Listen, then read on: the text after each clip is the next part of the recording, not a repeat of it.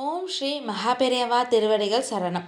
நீங்கள் கஷ்டப்பட்டு சேர்த்த பணம் வீண் செலவாகாமல் இருக்க இந்த ஒரு விளக்கம் மட்டும் ஏற்றுங்க போதும்.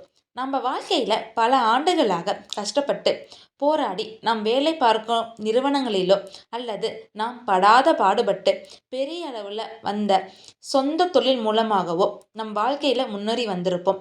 அதற்காக எவ்வளவு உழைத்திருப்போம், எவ்வளவு கஷ்டங்களை அனுபவித்திருப்போம் அப்படிங்கிறது நமக்கு மட்டும்தாங்க தெரியும்.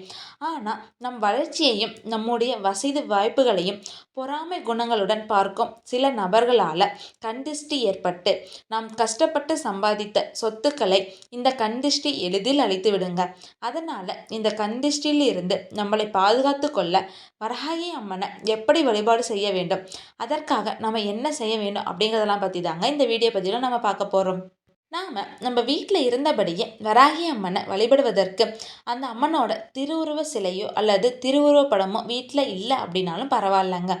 5 திரி போட்ட அகல் விளக்கு பூஜை அறையில் நம்ம ஏற்றி வச்சாவே போதுங்க. இதற்காக இப்படி 5 திரி போட்ட அகல் விளக்கை நம்ம பூஜை அறையில் ஏற்றி வைக்கிறோம் அப்படின்னா அந்த வராகி அம்மனுக்கு பஞ்சமுகி தேவி, பஞ்சமி தேவி என பஞ்ச பூதங்களுடன் ஒப்பிட்டு சில பெயர்களும் இருக்குது. அப்படிங்கிறதுனால தாங்க அகல் விளக்கில் 5 திரி போடுவது கூடுதல் சிறப்பை தருங்க.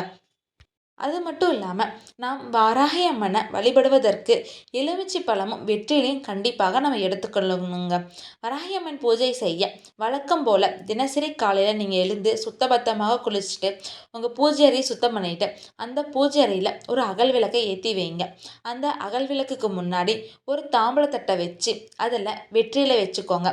அந்த வெற்றிலை மேலே ஒரு எலுமிச்சை பழத்தை வைத்து பயபக்தியோட முழு மனதோட வராகி அம்மனை நீங்கள் மனசில் நினச்சி கொண்டு ஓம் மோகினியே நமக அப்படிங்கிற மந்திரத்தை 27 முறை உச்சரித்து வராகி அம்மனை மனதார வேண்டிக்கோங்க.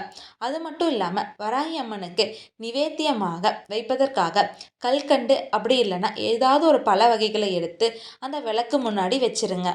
இப்படி வராகி அம்மனை மனதார வேண்டி மந்திரங்களை உச்சரிப்பதன் மூலயமாக அந்த அம்மன் மனம் குளிர்ந்து நாம் வைத்திருக்கும் எலுமிச்சை பழத்தில் அமர்ந்து கொள்வா அப்படின்னு சொல்லிட்டு சொல்லப்படுதுங்க.